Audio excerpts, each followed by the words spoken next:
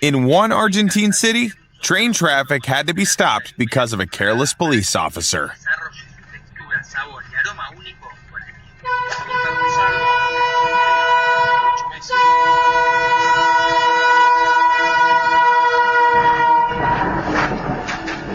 Estúpido. ¡Qué parado! No te la puedo creer. Ahí lo tenés. ¡Qué salame!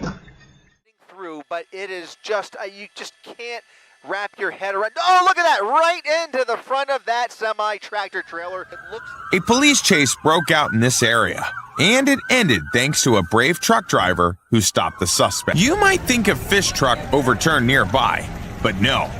Fish literally fell from the sky.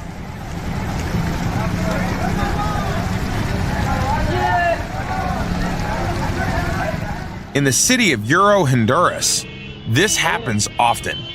Fish rain down like drops of water.